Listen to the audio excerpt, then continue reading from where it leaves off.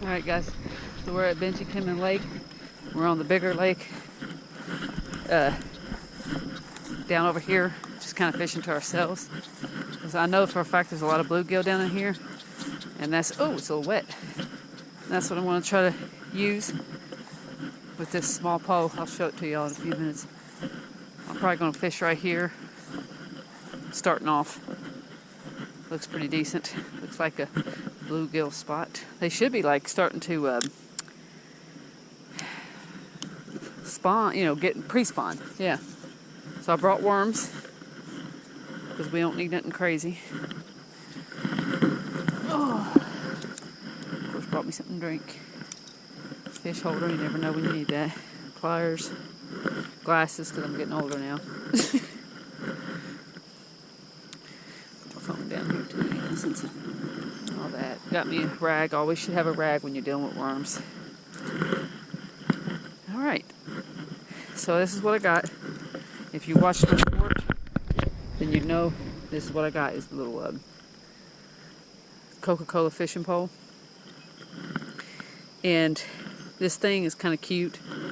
I'll read it to y'all what it says here. Tiny and Mighty is what it's called. Now I got this on sale for like $13.50 for it, with my sister's discount of course, but half off would have been, without her discount, would have been like $15, 14 something plus tax.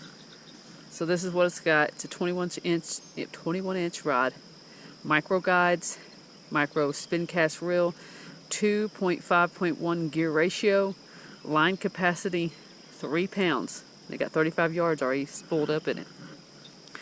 Strong 3-pound line. So we'll see. I am going to try to catch bigger and bigger fish throughout the couple months, and if it holds up to the small one, you know, just keep progressively trying to go for bigger. And I will have to put a little bit tougher line on it eventually. So what I got this line spooled up with, what I got on it is just a little jig. I don't even know what this is. I think it's like a 1/4 ounce or something funky like that, or 1/8, I don't remember. But anywho, and I'm gonna put some worm on that and a bobber. I'll show you my bobber. I'm gonna find it here. Here we go. A little pink bobber. My husband's actually fishing over there. His rod is, unfortunately, needs new line, and we only got like an hour to fish, so you know how long that takes. So he's just using my pink rod today since I had it in the car. I'm only going to put this about 1.5 feet or so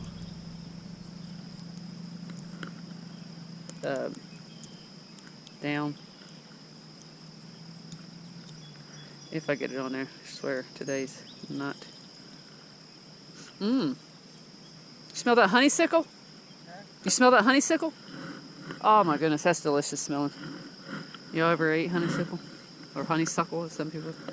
This is just the way I pronounce it. Anywho, that smells dang good.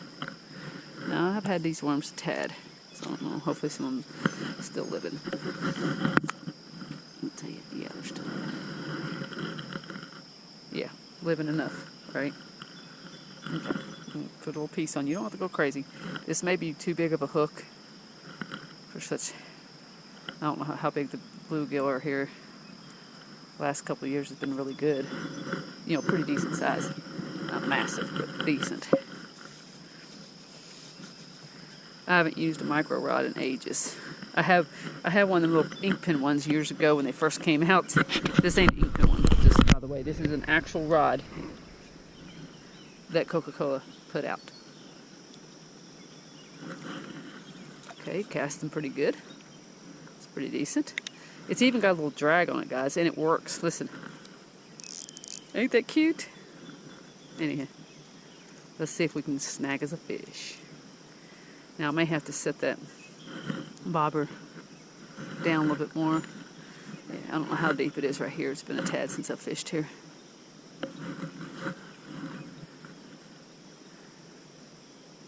And I may have to put a smaller hook on. Depends on the bluegill.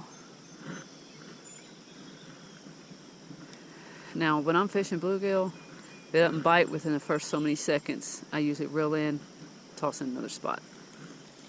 And of course, it all depends on. You have to go pretty fast. That's funny. It all depends on how deep it is right there and how deep the bluegill are.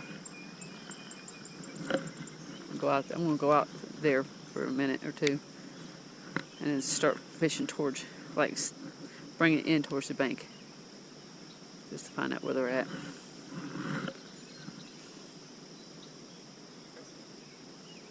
I see a bunch of swirls, I will say that. If they're already on the bed, then they may not bite without a lot of work. Now, somebody's out on a kayak, or no, a canoe. Anywho's, when you got a short rod like this, and you get a bite, you go to set the hook, you have to literally bring your hand up way up and set the hook, because you don't get a lot of leverage with this. And that's just fishing with a dock demon I've fished with before, so, in the river. Well, in the creek of the river.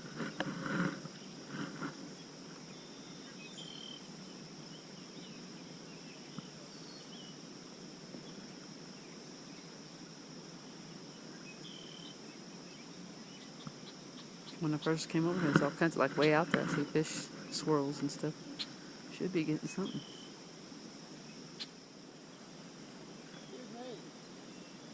Which way are you fishing? Right here? Do you need me to move for a minute? If you don't mind. Okay. No, I understand that. You're welcome.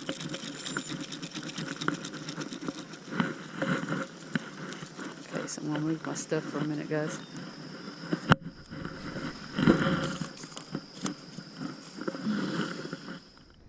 Okay. Back over here, guys. On this other side now. See if I can catch something here.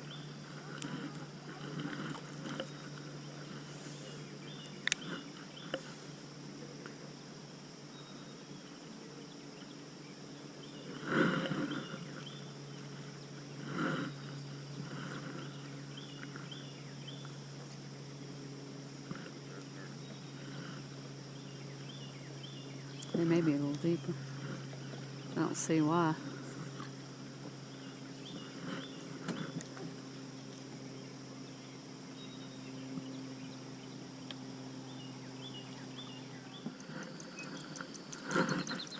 Right on the spot I want. Yay.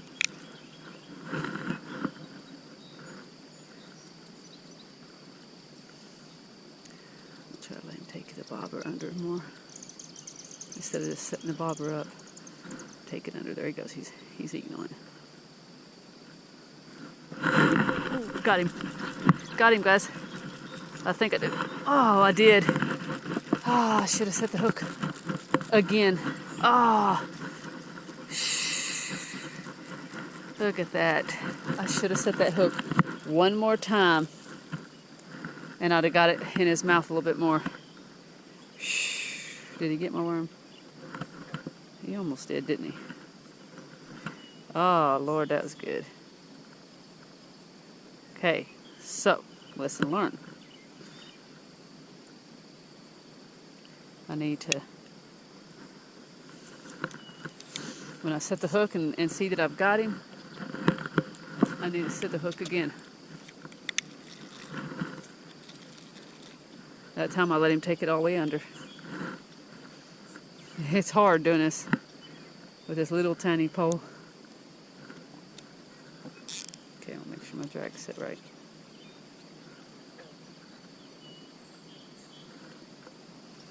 I bet he went away from that spot because I scared him off. Oh, that was good.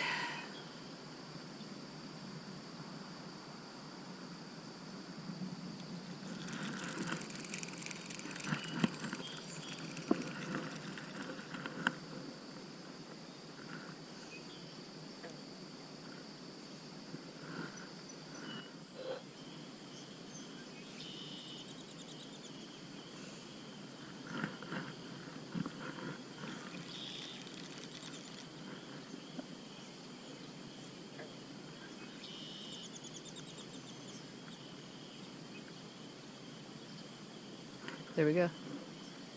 He's munching on it. He's thinking about it.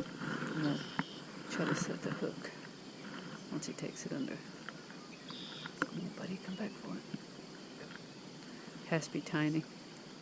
Just no other reasoning. There he goes, there he goes. He's moving it. Oh!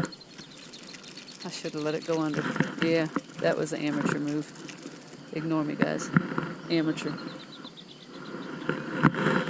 Sometimes I have the moments. A lot. I'm sure we all do at some point in time. Like, what the heck was I thinking? Because he was rolling. I don't want him to get gut hooked or something. That's usually why I set the hook a little early. But and he was starting to roll with it pretty good back and forth. So I was thinking to myself, so instead of throwing it that hard, I probably should just slightly tugged. Might have got the corner of his mouth.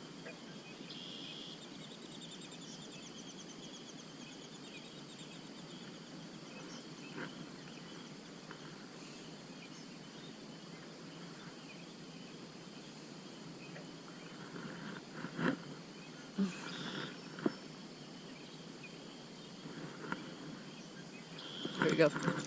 Oh, he went with it, but I didn't have it. I didn't have the slack out, guys. He went under with that one. I could have definitely got him on that one. Come on. I barely touched that one to see if I could get him to just suck it on in.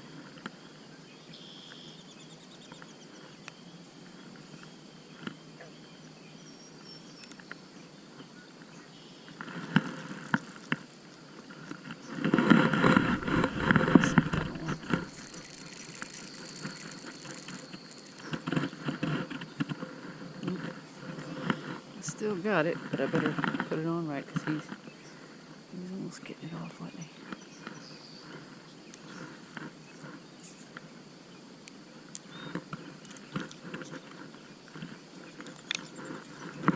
Ooh, that one he really liked it.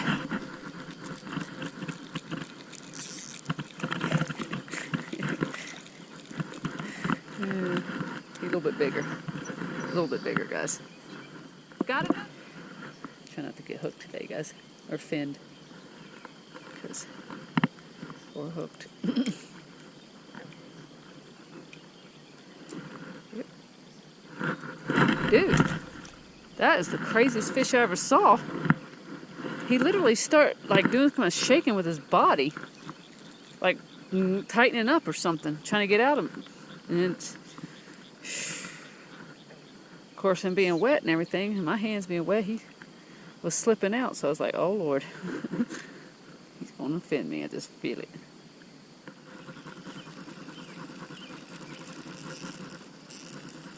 Oh, what the? That's the biggest fish I've seen. Right there, guys, right there.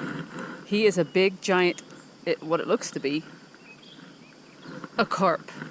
There's no way I would ever, this is a 3-pound test. So, but I'm going to try it because that's what I do. Yeah, if he got a hold of that, his mouth on the thing was that big. That was a big carp, guys. That was a massive carp.